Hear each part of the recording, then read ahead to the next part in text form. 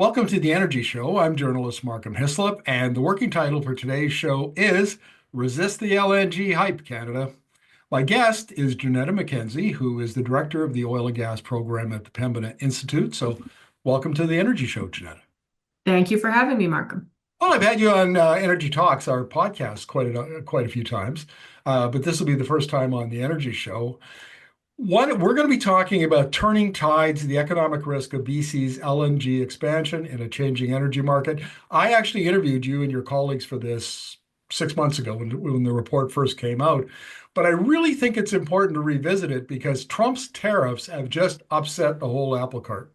And one of the, as soon as there was talk about re-engineering the economy and maybe a pipeline, right away the LNG boosters got involved. And one of the things I found in this discussion, Janetta, and this is why I like your report so much, I have worked on this file for 4 or 5 years. I can't get a square answer out of a proponent about what BC LNG costs and how competitive it is. They say it's competitive, but nobody ever shows the math. And maybe give us to walk us through how you calculated the cost. Your study calculated the cost for BC LNG. Yeah, absolutely. So this was actually a study conducted by Carbon Tracker, an international financial think tank based in London, UK, and Pembina Institute and David Suzuki Foundation, our colleagues at David Suzuki Foundation, commissioned this report to analyze some data from Rystad, which is a very well-known energy data company, provides a lot of data to a lot of different organizations. And Carbon Tracker effectively looked at the break-even cost of the proposed LNG projects in BC. So the big ones, LNG Canada Phase 2, Woodfibre, Cedar, Tilbury, and looked at how they competed or how they would compete on a pure cost basis with some of the other proposed announced sanctioned projects around the world. So quite a few in the United States, in Qatar, in Mozambique, some of those other LNG producers who are really kind of incumbent producers. They've been producing for a long time. They've found economies of scale, and they are generally tend to be a bit lower cost to produce than a lot of the proposed BC LNG projects. Again, we obviously still have a fair amount of BC of LNG projects on the table here in BC, but this report really tried to look at the global picture of who's thinking about building more LNG export capacity, about what does it cost, and how does that interact with the pace of the energy transition? Because the other piece of this report was we looked at Carbon Tracker looked at the sort of average price of natural gas that one could expect under different paces of the energy transition. And under most of those, even under a slower transition scenario, we probably have too much LNG coming online in the sort of late 2020s, early 2030s. Again, that doesn't mean that there won't be LNG consumed, but it means that BC's coming in to a pretty saturated market as a pretty high cost producer. One of the fallacies of the LNG proponents is that Asia, they say, if we could just export clean LNG to Asia, they could substitute gas for coal. And that's a fallacious assumption because I've interviewed experts about the Chinese power grid, and China places energy security at the top of its priorities. It's not decarbonization, it's not pollution, it's energy security. And so the system the power grid they're building is they're building out enormous amounts of solar and wind, enormous amounts, and coupled with big hydro projects and a pile of nuclear reactors. And the idea is they'll replace their old coal fleet with new high efficiency coal plants. And then they brought in a capacity market. So should those coal plants not have to run, they'll still get paid. So they'll still be economic. And then they're going to build out clean electricity as fast as they can, as long as they can. And eventually, the goal is to get 100% clean electricity and use the coal plants as backup. They don't want gas because they can produce some of their own, but they don't want to import any hydrocarbons at all. And that's completely missed in the Canadian discussion. Yeah, so this is an interesting trend that has also popped up in the International Energy Agency reports. Their last World Energy Outlook sort of heralded the age of electricity. And one reason for that is that they were, in their analysis, they found that a lot of emerging economies were leapfrogging natural gas and going from coal to renewables. Largely because the cost of renewable power has decreased so significantly in the last 5, 10, 15 years. But I think the energy security point is a really, really important one. You know, the watchword right now is uncertainty. But what we're seeing down in the United States really already accelerates trends that we've seen gain momentum in the rest of the world. For instance, in the European Union, who's also made it a goal to reduce reliance on fossil fuel imports spurred by the Russian invasion of Ukraine. Dependence on foreign energy imports puts you at the mercy of geopolitics. It puts you at the mercy of volatile global commodity markets.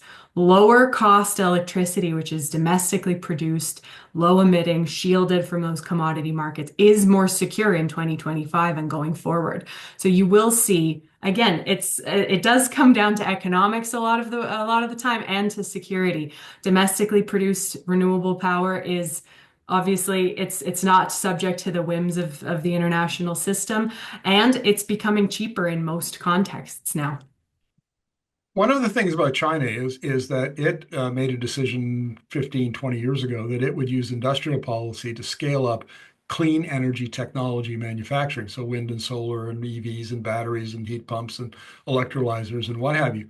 Now they have enormous scale in the manufacturing of those technologies.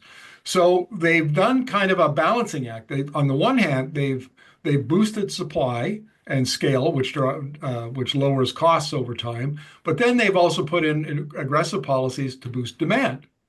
And so the way they see it is that their advantage in low-cost energy technologies is a prime driver of their geopolitical ambitions.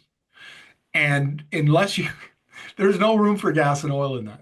I mean, they really do. By 2050, they want to be off all of that stuff. And it's poorly understood here. We keep thinking that Asia behaves like North America, and it just is not the case. Well, and there is quite a bit of nuance when it comes to the Asian import markets. China is still a big producer and consumer of fossil fuels, but is really committing to, kind of cornering the market share on some clean technologies and on building out renewable power. And, it has certainly been a big growth industry in that country. We hear a lot about Japan as well being a big customer of LNG. And yes, it probably will be a big customer of LNG, and Canadian LNG could fill some of that demand. But even in Japan, a lot of LNG that's being imported is being resold, sold on. Some of it is not being, so they're bringing in more than they're consuming domestically. And so here in Canada, I think the question we just have to ask ourselves is, there seems to be a bit of a laser focus on fossil fuel projects in Canada and LNG projects in BC in particular right now. But we want to avoid overextending ourselves and our public dollars into one industry that does have, it seems to be, uncertain long-term outlooks.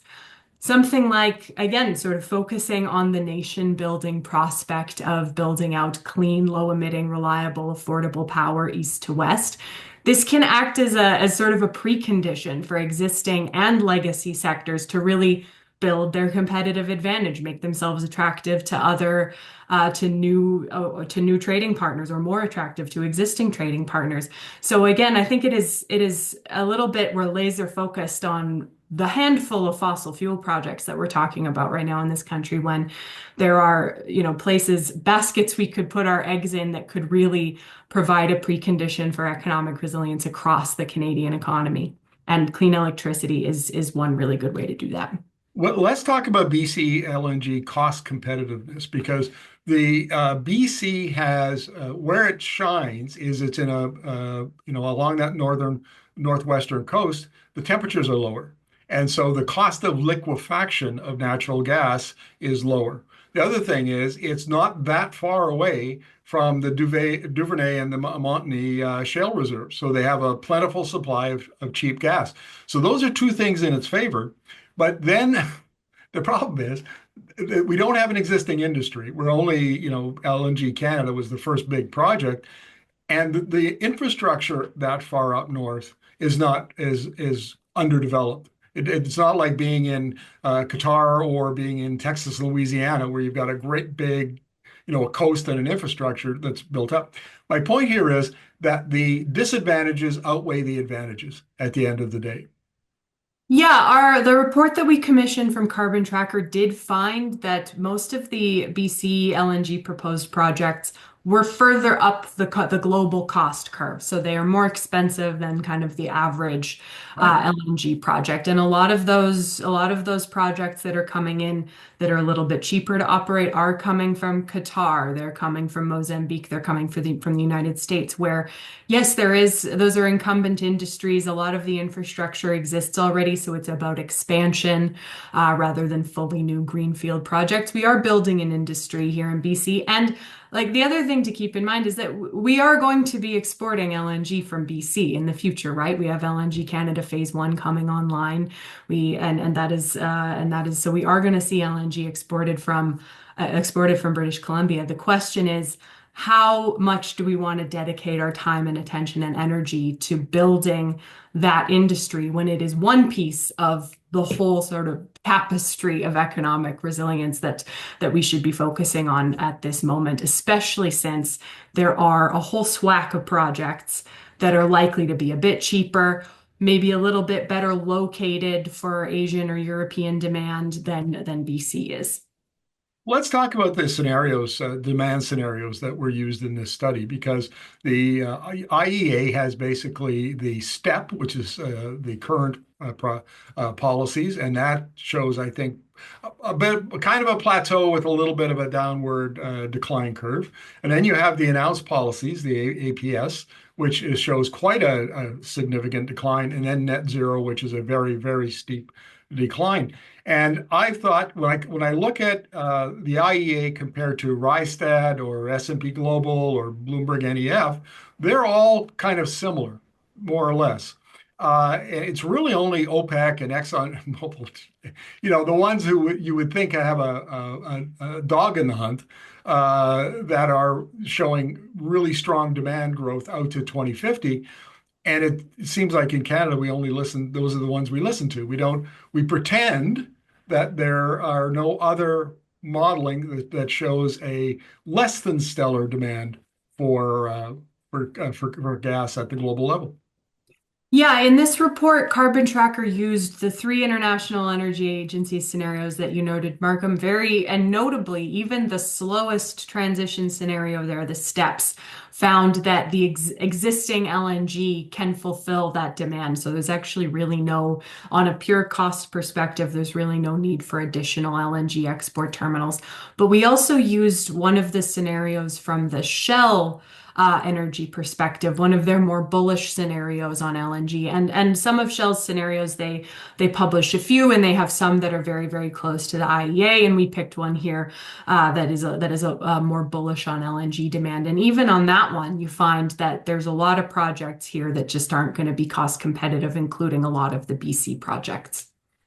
Yeah, and it's kind of a mystery to me why we would choose projects for which there's a high capital deployment, and it'll more than likely require some public investment in that. And yet, once the construction is over, there aren't really a lot of jobs involved. There aren't a lot of jobs on the production side. There's very few jobs on the pipeline side, and liquefaction plants don't have huge workforces. So, from a public investment point of view, where's the beef? Yeah, and I think you've brought up something which I think is really important to clarify, Markham, which is that proponents have the ability, private proponents have the ability to propose these projects and say, we'd like to build an LNG project. Here's what we think the costs are. Here's what we think the benefits are. The regulator says, okay, here's what we think the cost benefit analysis is of this project. And I think what is really key is that private sector proponents should be willing to design projects that can stand on their own without a bunch of public money and taxpayer dollars being funneled in, because then that risk of a shaky long-term scenario is not just on the private sector proponent, it's now being shared with taxpayers and being shared with British Columbians or Canadians writ large if it's federal. So that's a very important distinction. Again, private sector proponents have the right to bring forward a project, but that project should be able to stand on its own. And I think the other key thing to point out is these is, as you said, these projects have jobs associated with them, a lot of jobs. They are often short-term construction jobs. That's not to discount the value of those jobs. They're certainly very valuable. And a lot of infrastructure is like that. There's a bit of a concentration in short-term construction jobs and then less full-time permanent jobs. But when we talk about the jobs associated and employment associated with this type of project, I do think we need to be clear about what kind of employment we're talking about, how long it lasts, and really define what the benefits would be as well as the costs to British Columbians. Again, and I've been involved in the Canadian energy debate for a long time, and so I tend to focus a lot because I cross swords all the time with the proponents, the LNG proponents, and one of the points I keep making to them, and they just ignore, is risk. You have to, because if there are going to be any public dollars invested in this, and I would bet my eye teeth that in fact there would be at the end of the day, you have to take into account the energy transition risk because demand is going to fall. And I'll tell you, I've interviewed probably half a dozen gas experts over the last 2 or 3 years, and Sophie Corbeau from Colombia. And she said, not 2030, but sometime between 2035. It doesn't make any difference. From this point of view, if you can't forecast robust demand long enough to pay off the capital costs, at the very least, of those projects and their reclamation, should they be stranded, then it doesn't matter. And the proponents are always talking about they plan for the best and ignore the worst. And I think we need to take a healthy look at the downside and the degree of risk here. Yeah, and again, as I mentioned earlier, the sort of defining word of the moment right now is uncertainty and is risk in a lot of ways. So the real question I think that is before British Columbians, that's before Canadians, is how do you build a prosperous, resilient economy for the long term? How do you invest your dollars efficiently and effectively and as safely as possible? Given at this point the scale and pace of the energy transition, and we can always quibble about which scenario is going to be the one that is most closely associated with real life going forward. But we have seen a massive uptake of clean technology of renewable power over the last 10, 15 years. We have seen costs of renewable power come down. We have seen investment in clean technology outpace that in fossil fuels 2 to 1 in 2024. So a lot of investment is being concentrated in these new technologies. And I mean, I don't think anyone is saying China made a bad bet in investing in those technologies 10, 15, 20 years ago at this point. So the question that's in front of us now is which industries are congruent with that low carbon economic growth? And the key is to build out as much clean power as you can, prioritizing those transition aligned sectors, but ensuring that you can sort of with one hand build out infrastructure that is aligned with environmental goals, but kind of more crucially build out infrastructure that's also aligned with the way the global economy is turning. Yeah, the point here is very often what I hear is that, oh, I'm a welder on a pipeline, and if I go install solar panels on somebody's house, I can't make as much money. And therefore, why would we get into renewables? That's not the argument. The argument is that clean, low cost, reliable electricity is becoming the table stakes for economic development. If you want to get plants, battery plants, manufacturing plants, data centers, all of those kinds of things, then the bare minimum is a really clean, low-cost grid. And Canada certainly has one right now, and we should be leveraging that advantage by investing, in my opinion anyway, more into the power grid, east-west, ramping up renewables, using hydro as a big battery for the renewable, on and on and on. We've talked about lots of that stuff on this show. But if you have scarce public capital, in case you can't fund everything, where is the best place to put it? And I think your report makes a very good argument, very good case that BC LNG is marginally competitive at best, marginally competitive.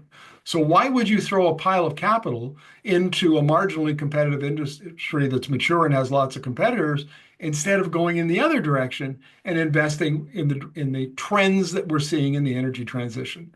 That to me is a sound, rational economic strategy. LNG is just simply not. Yeah, and again, this report doesn't really argue, and I wouldn't really argue whether or not BC will export LNG. They are going to export some LNG. That's going to happen. How much we'll see.